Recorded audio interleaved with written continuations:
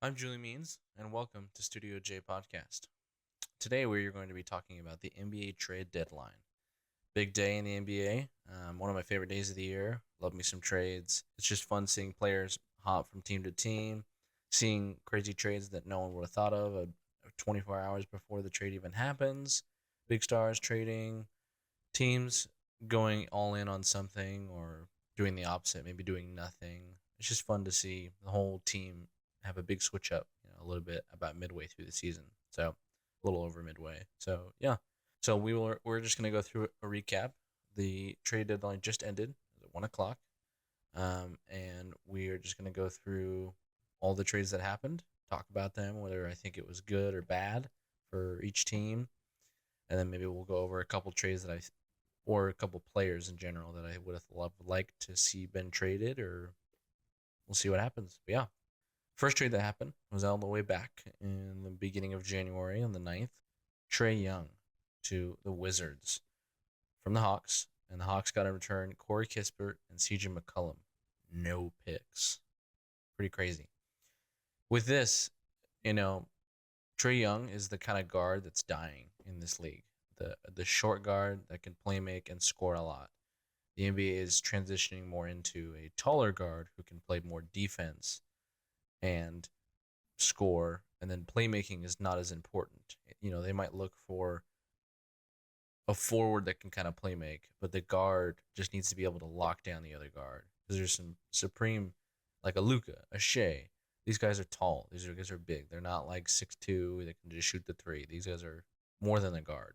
So they gotta kind of match that. So Trae Young's kind of architect is dying. So he's not as valuable as he used to be. So this is crazy low value, but at the same time, it's just not as valuable. He still might do really well with the Wizards. We'll get on to another trade they did later. But yeah, so for the Hawks, I would have liked to get a little more, but I can see why it's such a low bargain. I would have liked at least one pick, whether it was second round or anything. But you got CJ, he's a fun vet. Gave some ticket sales. That's about it. Wizards didn't give up anything really, so it's a good deal for them. And there's a couple trades in here that are really minimal. I'm not gonna highlight on. It's mainly the more important ones. Um, so the next big trade, Jaren Jackson Jr. to the Utah Jazz. It's a big trade. Jaren Jackson Jr. won Defensive Player of the Year a couple years ago, and he is a great rim protector. He is a streaky shooter at times and not a very good rebounder, but overall is a really good player in this league. And so to see him finally go, I think the Grizzlies are going to blow it up. If they don't trade anyone else, I think next year in the offseason they will. I think the team is going to be blown up because they've already lost Desmond Bain, Dylan Brooks, now Jaren Jackson Jr. The only dude that's left's Jaw, and I don't think he's holding the team together by any means. Ever since the whole incident with him and the gun, he just has lost his confidence, and the team is just morale's down. So I think this is good for Grizzlies to blow it up. I think you also get rid of John Concar, Jock Landale, and Vince Williams Jr. Just a bunch of role players. Grizzlies are always loaded with good depth with role players, which is weird. It's just their stars that can't do well. It's funny if their stars were consistent, they'd be a really good team. Usually the opposite. You have your stars and your bench can't do anything. It's like the opposite. Anytime there's an injury, Grizzlies are ready to go. They got a dude on the bench that can not match, but almost match their productivity. So giving a couple of these guys away isn't that big of a deal because they obviously know how to draft and they know how to work guys in.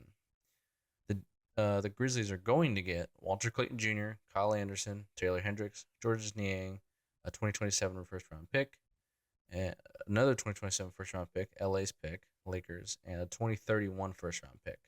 So 3 first rounders, a couple vets, and Taylor Hendricks and Walter Clayton Jr. Now, I think the picks here is what's valuable for the Grizzlies. I don't think the players are anything crazy. Walter Clayton Jr. could be good. Same thing with Taylor Hendricks, but I don't think they're going to be crazy good. They could be some underrated players in the league though. So I think it's a solid trade. And then Kyle Anderson and George Niang are some vets that are probably going to be out of the league here in a couple of years. So nothing crazy. But 3 first rounders, it's pretty good. for the Grizzlies. This is probably as good as a deal they were going to get because Jaren Jackson has a big contract and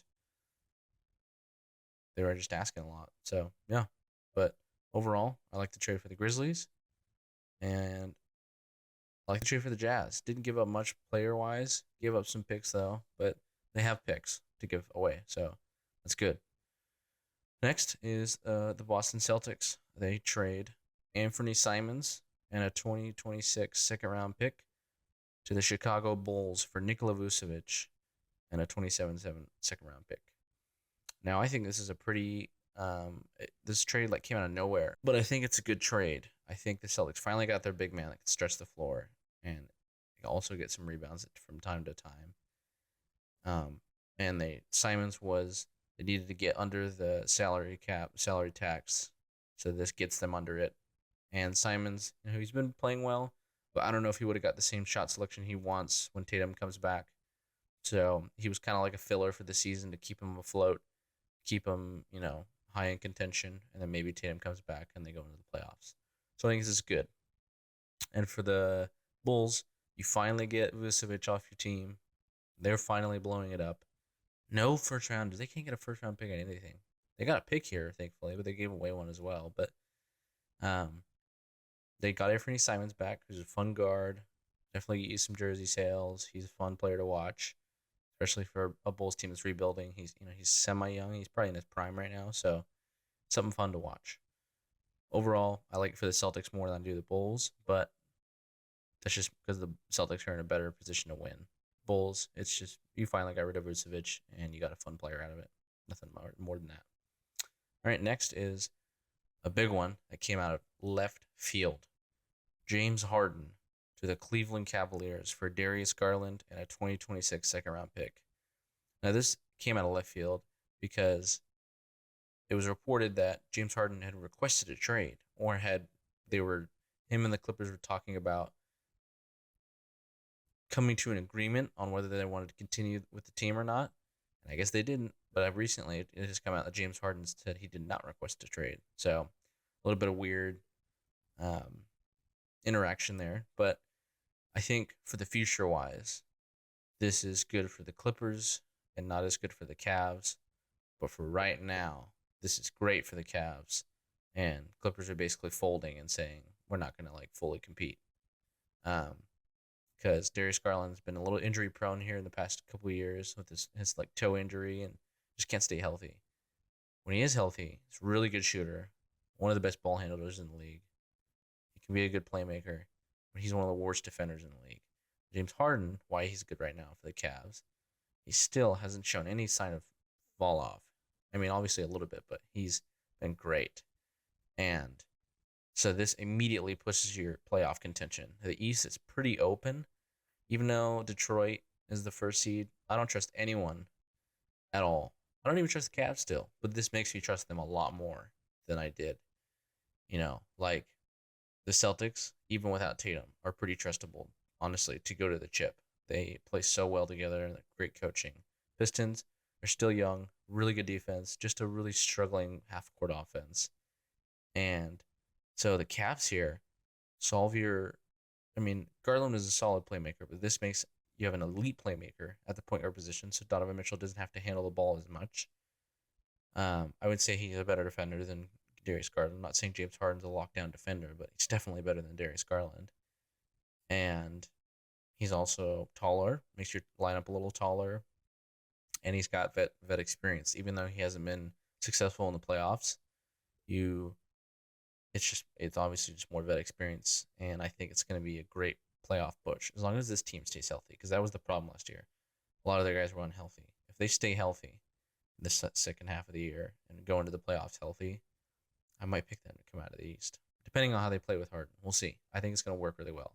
I think there's going to be a lot of Mobley and Jared Allen lobs. Jared Allen reminds me a lot of the prime Clint Capella, which Harden loved playing with. A dude that could just sit in the dunker spot and just catch lobs all day. And they have to decide, do we want to go try to defend James Harden's elite floater from the dotted line, or do we want to go try to defend this lob from Jared Allen, who's a great dunker? It's going to be dangerous. I like it. I really like it. I think it pairs well. I don't think Darius Garland was. I feel like Darius Garland wanted to be on his own team.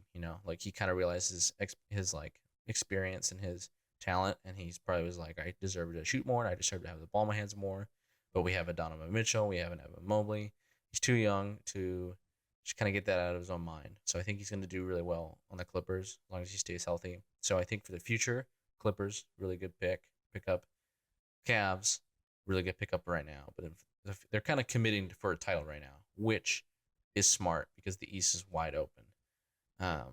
So totally understandable. I like it. I like the move because if they have an early exit this year, I don't think Mitchell's going to stay. I can't remember if he's a free agent or not, or if he needs an extension, but I think he will not stay. I think he'll leave. I think he'll try to go to a different team because they've been a lot of early round exits for a team that looks good on paper. So Mitchell's basically saying we got to execute right now. That's probably what forced their hand to be like, all right, we got to get better right now. Let's go get James Harden. You're still great.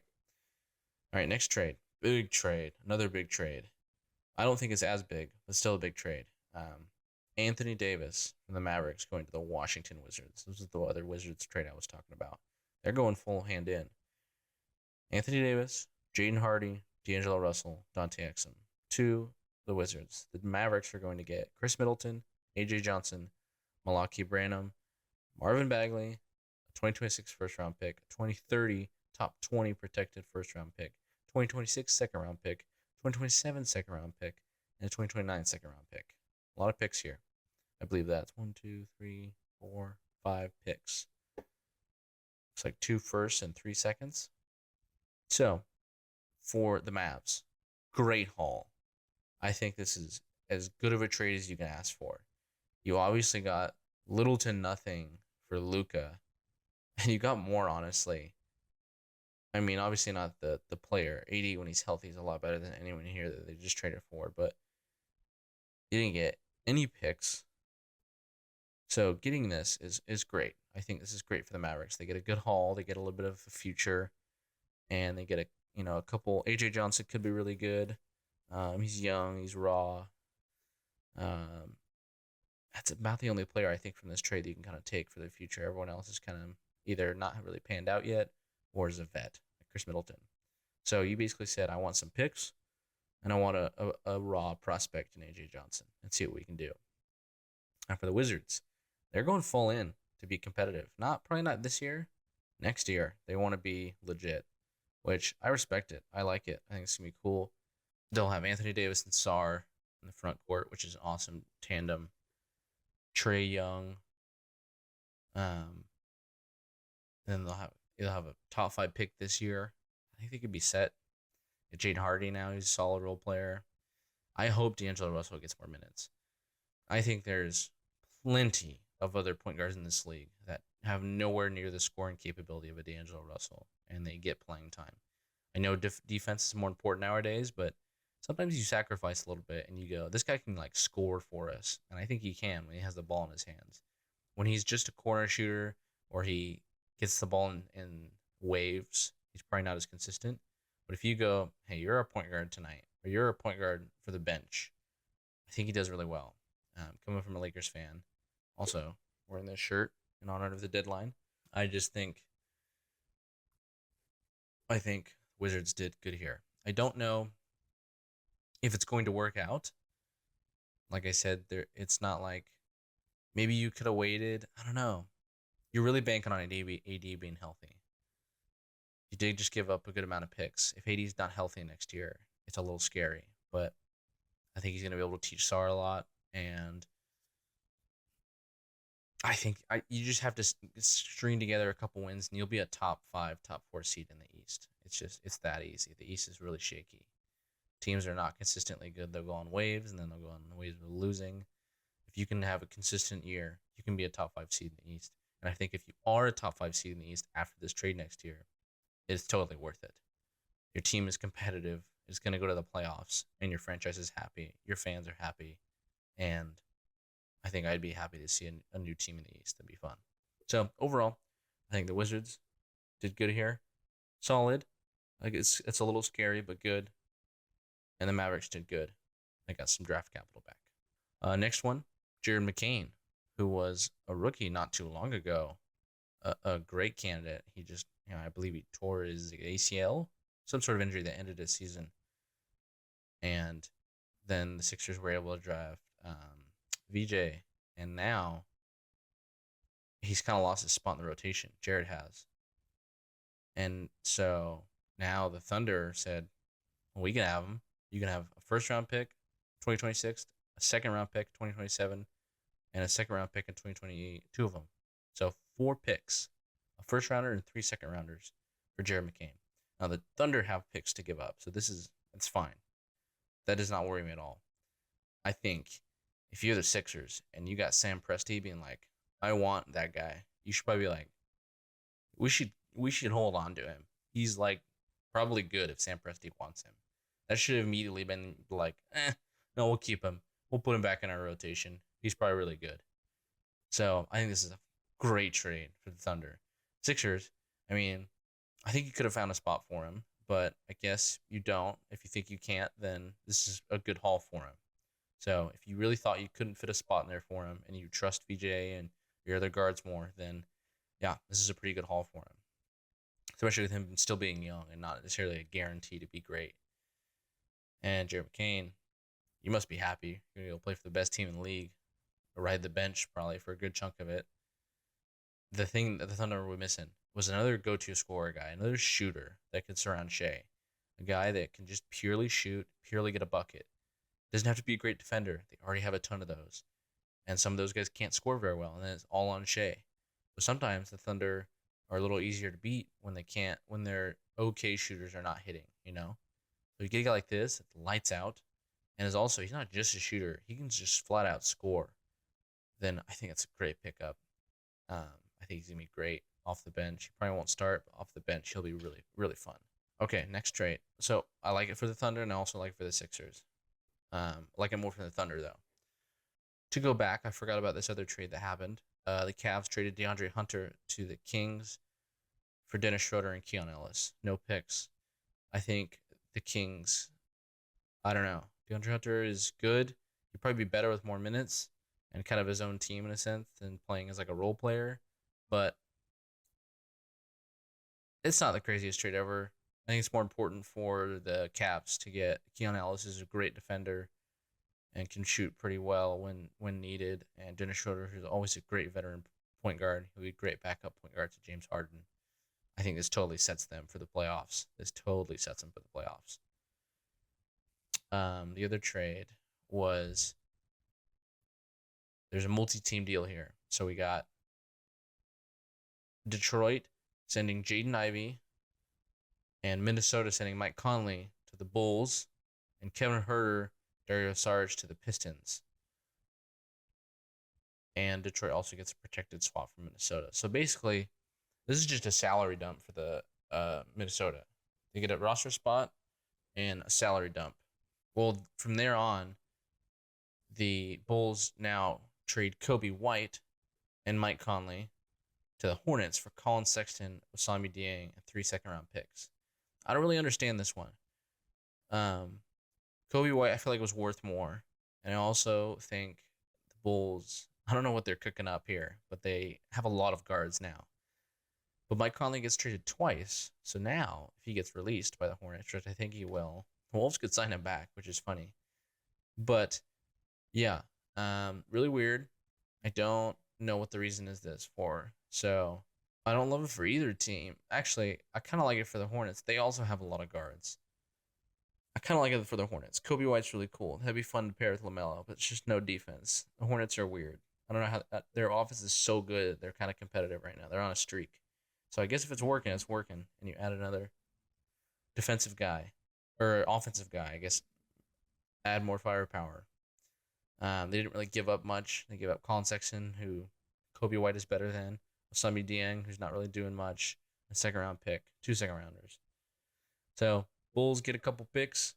They're stacking up second-round picks, I guess. Maybe that's why they did it. I don't know, but I don't mind it. They're trying to, actually build a rebuild. So solid trade. A little weird, a little unnecessary, but I guess Bulls are getting picks out of it, and Hornets are getting another scorer. Next trade, the Hawks trading for Jonathan Kuminga and Buddy Hield, and Golden State Warriors get Kristaps Porzingis. Pretty crazy. There's a good side to both of these. Hawks finally get rid of, or not finally, they get rid of Porzingis and they get some young talent. Jonathan Kuminga, Buddy Hield. Kuminga could be good. He had waves of good play, and then he had waves of bad play, and then he had some off the field problems, and then off the court problems, and then he always seemed unfocused. But he has potential, and Buddy Hield's just a Buddy Hield. He's nothing special. So Porzingis has been hurt, and he is kind of injury prone. So I think that's why the Hawks kind of wanted to give him up. They were gonna pair him with Trae Young. That never happened. He was always hurt. So they said, we'll move on from you. Trae Young's not here anymore. You don't fit our plan anymore. So Porzingis now on the Golden State Warriors. If he's healthy, great pickup. But he probably won't be that healthy, so it's a little shaky. But you've been trying to get rid of Kuminga for a while. Now you did. It was for a guy that if he's healthy, it was totally worth it. If he's not, it's still okay. You finally got rid of Kuminga. You got rid of the poison on your team, the trade rumors the past 6 months. So I like it for both teams. Nothing crazy for the Hawks, though, but it's something. By the way, I've seen all these trades. I just have a list here, and I'm just kind of remembering them as I go back to them. I've seen all the trades. Ayo Dosunmu, I always forgot how to pronounce his name, and Julian Phillips are going to the Timberwolves, and the Bulls are getting Rob Dillingham, Leonard Miller, a 2026 second round, 2027 second round, a 2031 second round, and a 2032 second round pick. 4 second rounders, Rob Dillingham and Leonard Miller. A little bit of an overpay, but I think it could work. Ayo is going to be really fun with Ant and the whole team. Still need a point guard, but Rob Dillingham just didn't work out for the Wolves, and that's a good rebuild, fun guy to work out with. He might pan out. Who knows? It could work out very well. So I think it's fun pick up for the Bulls. You're going into rebuild mode, so I think this is a great trade. You're getting younger and you're getting some picks. I like this for both. I do. I really like it for both teams. My Lakers, oh my God, finally did something. Nothing crazy, but got rid of my least favorite player in the league, Gabe Vincent. Get off my team. Oh my God. And we gave up a 2032 second round pick. And we got Luke Kennard. Luke Kennard, one of the best shooters in the league, also a terrible defender. So, but you know what helps transition defense? If you hit your shots, which our role players have been a little inconsistent this year. Luke Kennard can hit some threes. It'll help a lot. He shoots 50% from 3 right now. I'm not going to expect that to stay. He's probably going to get more shot opportunities here.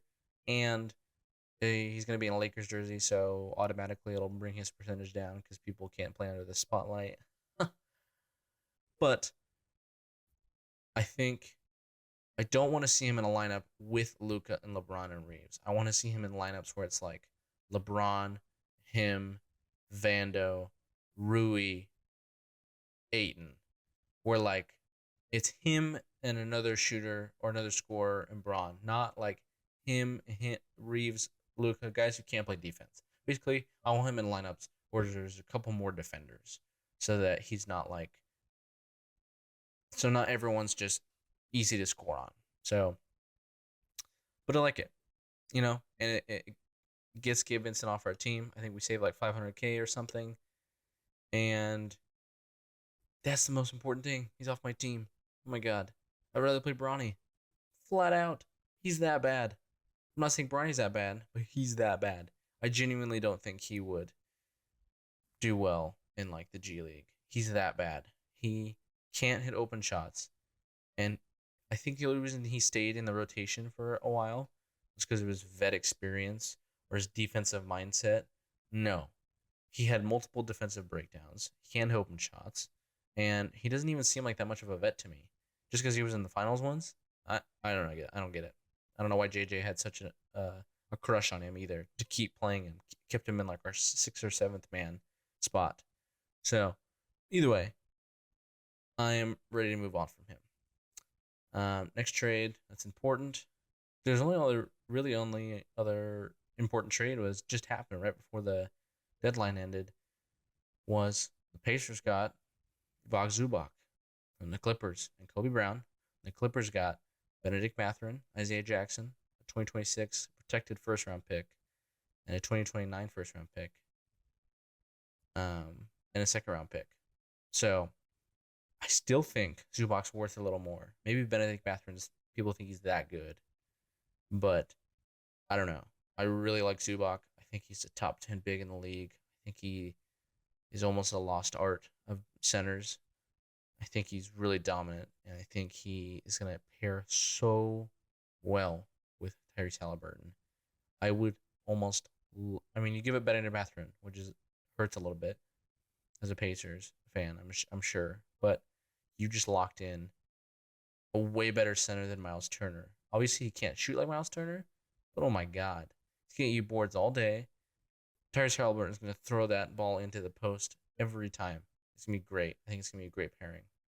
I think it's going to do really well. And I really like this for the Pacers.